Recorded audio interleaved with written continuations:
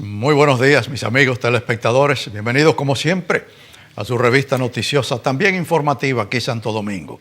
Nuestra misión es mantener todo el tiempo informaciones tanto del orden nacional como internacional. Y en algunos días en la semana nos especializamos en traer un tema de interés para todos nosotros, todos ustedes, que son nuestros amigos, que nos siguen diariamente.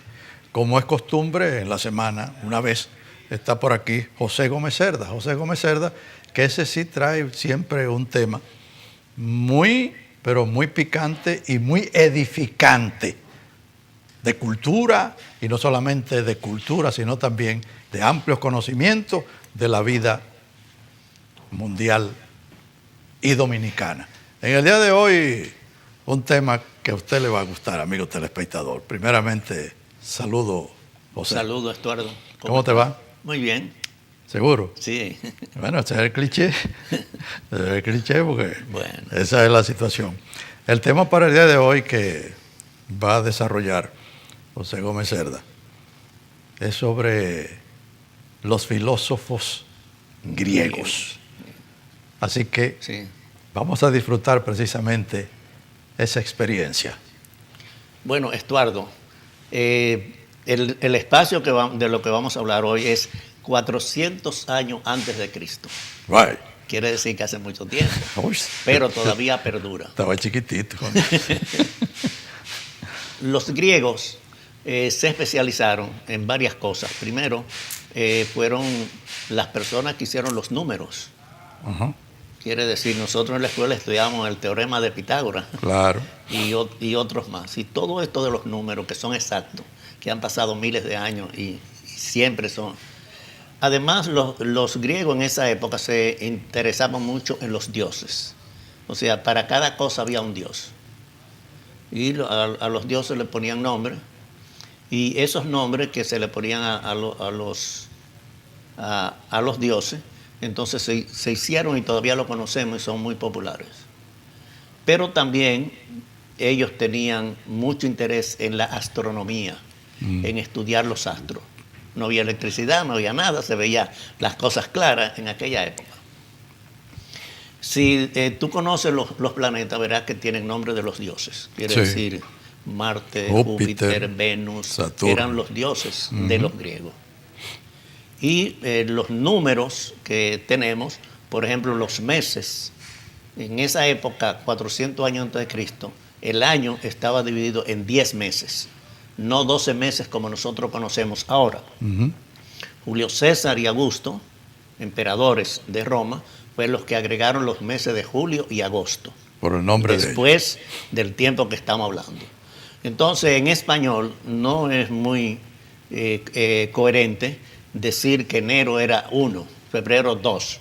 Ahora, cuando llegamos a septiembre, entonces septiembre es séptimo, octubre el octavo, noviembre el noveno y diciembre el décimo. All right. Y eran 10 meses. Asimismo, los días de la semana, que los griegos le pusieron los nombres a los días de la semana de los planetas, Por de ejemplo, los dioses. Por ejemplo, lo que veo ahí un poquito contraproducente es que si es julio y agosto deberían haber sido la continuación de octubre y noviembre. Sin embargo, bueno, lo pusieron en el medio. Sí, pero eso lo pusieron después de lo que estamos hablando, de 400 años, eso lo pusieron los romanos. Okay. O sea, ya eran emperadores romanos, no fueron los griegos. Para los griegos eran 10 meses. Los días de la semana también entonces tenían los nombres de los dioses o los planetas. Quiere decir, el lunes es la luna, el martes, miércoles es Mercurio, jueves es Júpiter, viernes es Venus y el sábado es Saturno. Okay. El domingo es Sol. En español no suena bien, pero si uno entiende un poco de inglés, sabe que el lunes es Sunday. El domingo es el día del sol. Entonces, Sócrates fue el primer filósofo y hombre de ciencia que dijo, no vamos a estudiar los planetas, no vamos a estudiar los números, sino al hombre. Entonces, a buscar por qué el hombre piensa, de dónde viene la inteligencia, por qué accionamos de esta forma. Era una época en Grecia que se llamaba la democracia. Entonces Sócrates es un hombre distinguido como el hombre más preparado. Por ejemplo, los profesores enseñan a los alumnos, le explican las cosas. Sócrates era distinto. Él te preguntaba a ti tal cosa. Explíqueme qué es la democracia. Y después que tú le decías, entonces él te decía lo que tú dijiste bien y lo que decías mal. Ese método se llama el método socrático. Quiere decir, no es el maestro que le dice al discípulo o alumno, sino le pregunta y después le hace las correcciones. Sócrates era un hombre que andaba descalzo, andaba harapiento, era un hombre pobre, no tenía interés en nada material. Su lema era, solo sé que no sé nada. Entonces con eso, diciendo eso, era el que más sabía. Y todo el mundo acudía y él formó una escuela. Por su oposición y buscar la verdad, que es lo que la filosofía es, buscar la verdad a través de la razón. Entonces, los cuestionamientos que Sócrates hacía al régimen de esa época, bueno, lo condujo a que en aquella época obligaban a las personas, no era a fusilar como en otros tiempos, sino a tomar un veneno que se llamaba la cicuta. La cicuta, compadre. Y Sócrates tuvo que tomarse la cicuta. Pero Sócrates dejó una escuela. Y dentro de esa escuela apareció Platón, que era uno de los principales discípulos de Sócrates. Y Platón escribió todo lo que Sócrates le enseñó. Sócrates no escribió ningún libro, no escribió nunca nada. Pero Platón, entonces, en sus diálogos, en sus libros, él no decía yo, sino decía Sócrates dijo tal cosa. Y así fue siendo.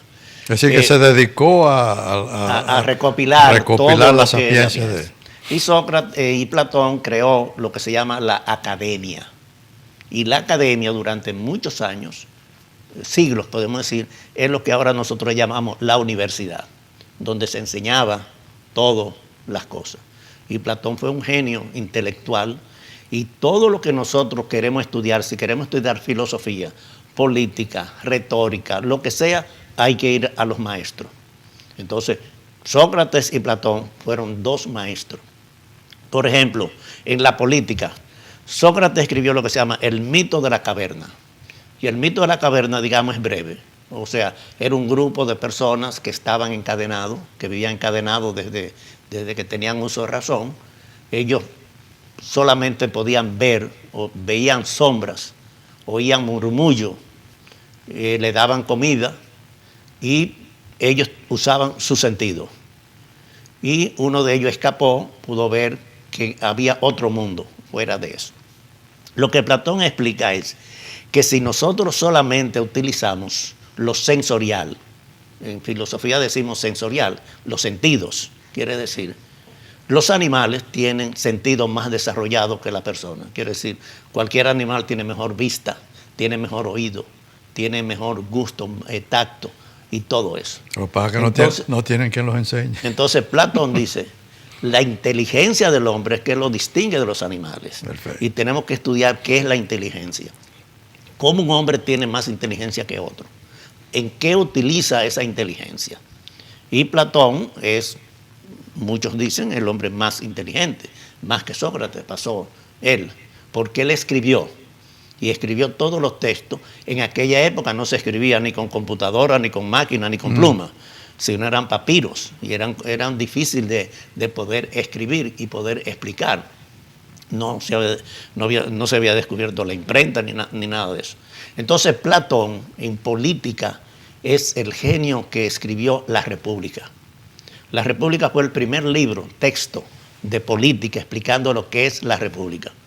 Nosotros nos llamamos República Dominicana, pero a veces no conocemos el origen de la República. Correcto. Y la Revolución Francesa se hizo nombre de la República, pero eso fueron cientos de años después. Pero Platón, el primer libro sobre política, entonces se llama La República. Y eso llegó a orientar a muchos. Pero Platón tuvo un discípulo que se llamó Aristóteles. Yeah. Entonces, en la humanidad nunca han existido tres genios, tres personas, Sócrates, profesor de Platón, y Platón, profesor de Aristóteles. Quiere decir, no es que leyeron, que vivieron, que se enseñaron unos con otros. Entonces Aristóteles es el filósofo que aterriza, que pone en lo concreto todo lo de Sócrates, de Platón y de él. O sea, Aristóteles es el primero que dice, bueno, hay tres reinos. Hay un reino animal, hay un reino vegetal y hay un reino humano, de las personas humanas. Clasificó todo lo que son las ciencias. Esto pertenece a esto pertenece a esto y todo eso. Entonces, estos tres filósofos griegos que vivieron en la misma época, en el mismo país, en la misma ciudad, Aristóteles creó lo que se llama el Liceo. Quiere decir que la academia o las universidades viene de Platón. Y el liceo, que digamos lo intermedio, sí, se llama todavía, en muchas partes se llama liceo, eran escuelas. Escuelas para enseñar al más alto nivel. Por ejemplo, la biblioteca que tenía Aristóteles era una cuestión grandiosa porque no habían naturalmente los miles de libros que se hacen ahora. Es decir, la formación intermedia para llegar precisamente. Para todo eso. Entonces, los tres hombres que se dedicaron filosóficamente a crear las bases de la filosofía, o sea, la filosofía existía antes, el pensamiento existía antes, la inteligencia existía antes. Ellos no, sino lo que ellos hicieron es cómo escribir y enseñar lo que es la inteligencia en la persona humana. ¿Por qué nosotros somos diferentes a los animales? O sea, lo intangible, o sea, lo que no se ve, es lo que nosotros tenemos que profundizar más. Es como decir, un árbol, tú ves los frutos, tú ves los ramos, tú ves el tronco, pero no ves la raíz. Y la raíz es lo que depende de todas las otras cosas. Asimismo, la inteligencia no se ve. O sea, tú ves una persona y tú no sabes si es inteligente o no, hasta que tú no hablas o lo conoces. Sí. Pero el carácter, el comportamiento de la persona. Entonces, todo lo que tú vayas a estudiar, tú vas a estudiar matemáticas, tienes que ir a los maestros. Y esos son los tres maestros de la humanidad en el conocimiento de la política, de la filosofía, de la retórica, de la matemática, de todo eso. Por ejemplo, yo soy católico, cristiano. Ellos vivieron antes de Cristo, ellos no eran cristianos. Quiere decir, tú no puedes decir que eran cristianos porque vivieron 400 años antes de Cristo. San Agustín tomó el pensamiento de Platón y todo lo humano lo anexó a la doctrina cristiana, San Agustín. Y Santo Tomás de Aquino tomó el pensamiento de Aristóteles para incluirlo dentro de la doctrina cristiana. Ver para creer. Quiere decir, muchas de las filosofías cristianas vienen de Sócrates, de Platón y de Aristóteles. Pero naturalmente ellos escribieron muchas cosas mundanas, por eso no aparecen, por ejemplo, en la Biblia, no aparecen ninguno de esos tres, los mejores pensadores, no aparecen en la Biblia porque sus libros no eran sagrados, sino filosóficos. Y la filosofía es la ciencia que busca la verdad a través de la razón. Quiere decir, el razonamiento lógico. No puede haber una filosofía de cosas ilógicas o irrazonables, sino tiene que ser cuestión de la razón. Y ahí se une lo que se llama la ciencia y la fe. Entonces, muchas de las cosas de fe que nosotros tenemos en la actualidad vienen de Sócrates, de Platón y de Aristóteles. Ellos pensaban que debía haber un solo Dios en una sociedad donde había diversos dioses. Y después, con el tiempo, si no hubiera existido Platón, nosotros no conociéramos a Sócrates, porque Sócrates no escribió nada. Correcto. Quiere decir, Cristo no escribió nada. Lo que nosotros conocemos son los evangelistas y los apóstoles que escribieron ellos todo lo que Cristo pasó. Pero Cristo no escribió nada. Sócrates no escribió nada. Pero tuvieron discípulos, alumnos o compañeros que escribieron la vida de ellos con todos los detalles. Nosotros conocemos todos los detalles de Cristo, menos un vacío que hay en la historia. Nadie sabe qué pasó de Cristo desde los 9 a los 30 años. Nadie lo escribió. Nadie sabe lo que pasó realmente. Vas a seguir desarrollando el tema en esa misma dirección después de este corto comercial, José.